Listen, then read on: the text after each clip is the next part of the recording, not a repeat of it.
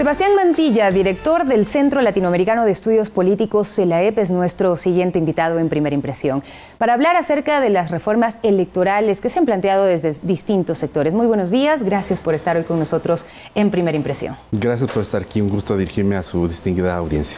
Bueno, tenemos todavía tiempo de que estas reformas se lleven a cabo antes de las elecciones presidenciales y de legislativas que vienen más adelante. Sí, bueno, la reforma se está planteando dentro del proceso y de la mesa del Acuerdo Nacional, dentro de la iniciativa promovida por el vicepresidente de la República. Una de las mesas trata sobre el tema de democracia y reforma del Estado. Y dentro de la mesa de democracia y reforma del Estado, en la cual estamos participando como Centro Latinoamericano de Estudios Políticos, con otras organizaciones, tanto academia, sociedad civil, representantes de los principales partidos políticos del país y también representantes de las instituciones del Estado, se está planteando básicamente trabajar en tres ejes. El tema de las reformas al Código de la Democracia, que tiene que ver con el sistema electoral, el sistema de partidos, otras iniciativas que se pueden promover en contra de la lucha contra de la corrupción, y otro eje es el tema de la organización del poder, es la estructura del Estado como tal. En lo que se refiere al primer eje, que es el sistema de representación y el Código de la Democracia, se están planteando algunas reformas. Básicamente estas reformas tendrán que plantearse un año antes del proceso electoral. Se habla de que en el 2021 las elecciones serían también por febrero, es decir, que cualquier reforma o cambio del Código de la Democracia debería hacerse antes de enero del 2020. Le preguntaba esto precisamente por los consensos que se deben lograr desde distintos sectores para la aprobación de estas reformas al Código de la Democracia y estos otros planteamientos que ustedes hacen para incorporarlos pues, al sistema, el tema de lucha contra la corrupción, que es súper importante, sobre todo cuando vemos y sentimos que hay escándalos que se tejen alrededor de los partidos políticos, y también el tema de la estructura del Estado. Sí, justamente en torno, por ejemplo, de esos tres ejes se están haciendo propuestas. Yo le diría que en el trabajo de la misma mesa se ha avanzado mucho más en el primer eje, que tiene que ver con reformas al Código de la Democracia. La idea es de que dentro de este espacio, de esta mesa de gobierno y reforma del Estado, se haga un planteamiento de consenso y ese planteamiento de consenso sea planteado a la Asamblea Nacional para que incorpore posiblemente ya en el segundo debate, porque ahorita hay un informe incluso de segundo debate de reformas al Código de la Democracia, pero la idea sería de que se puedan integrar todas estas reformas que creo que son sustanciales, que son importantes y que creo que van a ayudar para que los procesos electorales que se vienen el año 2021 sea mucho más transparente, mucho más competitivo, y de alguna manera se refleje la voluntad popular. ¿Por dónde hay que empezar? ¿El tema de financiamiento, el tema de asignación de escaños? Yo creo que hay algunos temas que se necesitan incorporar. Permítame en ese sentido tal vez mencionar lo siguiente. Por supuesto. Aunque existe un informe para segundo debate que fue trabajado en la Mesa de Justicia y Reforma del Estado de la Asamblea Nacional desde hace más o menos 3 años atrás, para mi forma de pensar, muchas de esas reformas son como muy no son sustanciales, es decir, tratan de ciertos cambios en el Código de la Democracia, pero no va al tema sustancial. ¿Qué es lo que se está promoviendo ahora y que se debería eventualmente incorporar en un proyecto, en el nuevo proyecto de Código de la Democracia? La revisión, por ejemplo, de los distritos electorales. Actualmente, por ejemplo, tenemos distritos dentro de Manabí, dentro de Guayas, dentro de Pichincha. Y el hecho de que existan esos distritos y que hace que sean mucho más pequeños, hace que de alguna manera el método de asignación de escaños, el de Hunt, no funcione. Y tendamos, digamos, a aplicar un método que, en el caso, por ejemplo, de la Asamblea Nacional, hace que prácticamente, por ejemplo, el partido que llega en primer lugar o en segundo lugar capten la mayoría de la representación. Un poco ese esquema explica de que en las anteriores elecciones, por ejemplo, el correísmo con un 50% de la votación haya captado el 80% de la representación de la Asamblea Nacional. Entonces, eso hay que revisar. Volver a los distritos que existían antes. De los distritos, precisamente, sí. Le iba a decir, ¿no se modificó para que haya cercanía del elector con sus candidatos? No, y yo creo que buena parte de las reformas que se hicieron al código, digamos, electoral que existía anteriormente, tuvo básicamente unas reformas de carácter político, es decir, conveniencia política. El Código de la Democracia se hizo en función de los intereses que tenía el presidente Correa y digamos, intereses muy concretos de lograr, por ejemplo, mayoría en el Congreso Nacional. Entonces, por eso se cambió el método de asignación de escaños, por eso se dividió a Manabí, Guayas y Pichincha en distritos mucho más pequeños. La idea más bien ahorita es regresar a lo que existía antes, es decir, distritos mucho más amplios, es decir, distrito igual a provincia. decir, que no existan distritos dentro de Manabí, sino que exista un solo distrito que sea la provincia de Manabí, un solo distrito Guayas, un solo distrito Pichincha. ¿Y cómo garantizar que el elector conozca a sus candidatos?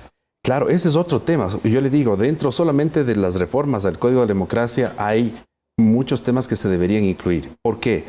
Si usted ve, por ejemplo, lo que pasó en las últimas elecciones seccionales, yo creo que la gente llegó con mucho cansancio. ¿Por qué? Porque hay demasiadas organizaciones políticas, cerca de 278. Candidatos, más de 80.000 candidatos. Y más de 80.000 candidatos. Es decir, el Código de la Democracia de alguna manera debería tratar o procurar de que en los próximos años tengamos básicamente, quién sabe, 5, 10 o 15 fuerzas políticas a nivel nacional, entre partidos políticos y movimientos. Pero ¿cómo se resuelve esto para no limitar tampoco la participación de los ciudadanos en temas de política? Porque muchos dirán, bueno, yo no puedo entrar dentro del gran partido, que a veces son nominados los candidatos por parte del dueño del partido, que eso ocurre muchísimo en nuestro país, y no hay la posibilidad de que quienes tienen iniciativas, cosas que se han venido construyendo desde la ciudadanía, puedan llegar.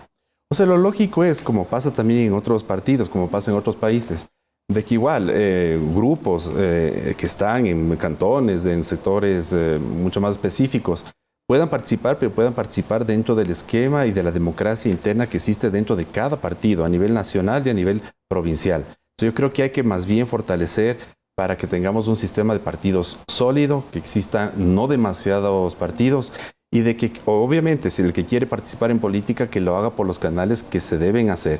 Lo que pasa también, y hay una crítica de que sí, aunque uno digamos es flexible y ha sido flexible con la legislación electoral al permitir que se creen, por ejemplo, incluso movimientos parroquiales o movimientos cantonales, es de que prácticamente a veces cuando no quieren seguir, digamos, el proceso que debería existir en un partido de comenzar como afiliado o adherente, después de afiliado, participar en los distintos procesos, de pronto ya quieren ser alcaldes o de pronto ya quieren ser presidentes. Entonces la vía más cómoda para llegar a la presidencia es crearse su propia organización política. Pero al crearse una propia organización política, ve usted, simplemente viene a ser como una maquinaria electoral que les lleva al poder y después de que termina ya el mandato se desentienden. Es decir, el ciudadano no tiene cómo de alguna manera sancionar o premiar. El tema del financiamiento es otro de los puntos que también se ha tratado muchísimo, sobre todo en estos tiempos con algunos escándalos de corrupción que han surgido, que han salido a la luz. ¿Qué hacer con esto? Porque también se vuelve un atractivo para los candidatos el llegar financiados por el Estado a poder promocionar o pautar en medios de comunicación. O sea, ahí también igualmente hay que incorporar algunos cambios. En cuanto se refiere al financiamiento, hay que distinguir el financiamiento de las campañas electorales del financiamiento de las organizaciones políticas. Tanto la una como la otra son necesarias.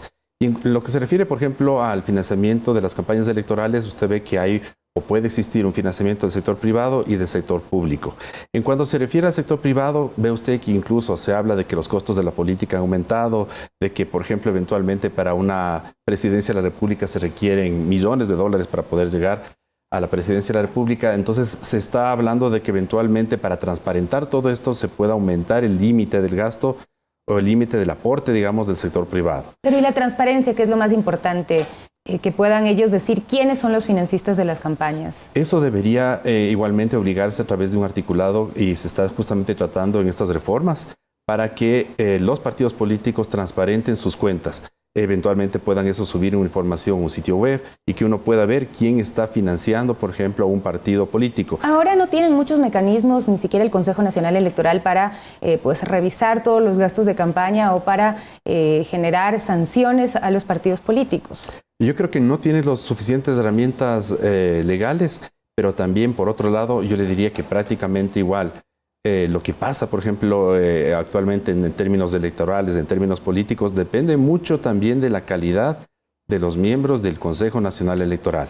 Por ejemplo, en este caso, por ejemplo, ha habido en las últimas semanas una crisis, digamos, interna, disputas internas que no han permitido, incluso yo creo que en las elecciones, por ejemplo, pasadas del 24 de marzo, no hayamos podido tener un proceso electoral realmente que uno pueda sentirse a gusto con el trabajo de los consejeros, de los miembros del Consejo Nacional Electoral. Mire usted en el caso de Los Ríos, se aceptó una impugnación que a la final después se desechó, pero eso llevó a que prácticamente no tengamos resultados electorales en la provincia de Los Ríos, creo que por 2 meses. Eso no debería pasar. O sea, un Consejo Nacional Electoral tiene que asegurar unas elecciones justas, competitivas y libres. Y para eso, por ejemplo, debería garantizar de que el proceso sea totalmente transparente.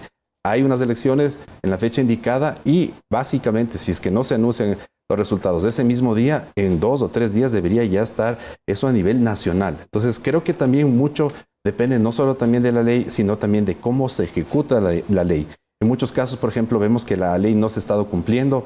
Ve usted que también la cantidad de partidos políticos que tenemos y que tuvimos, por ejemplo, en el último proceso electoral, no se debe solamente, digamos, a la ley, sino también a que los miembros del Consejo Nacional Electoral actual y el anterior fueron muy flexibles al dar, digamos, autorizaciones para la creación de nuevos movimientos y partidos. Muchísimas gracias por acompañarnos el día de hoy. Sebastián Mantilla, director del Centro Latinoamericano de Estudios Políticos. Ahí están algunos de los planteamientos que se hacen a partir de esta Mesa por la Democracia y Reforma Institucional. Hacemos una pausa y volvemos enseguida con más de Primera Impresión. Quédese con nosotros.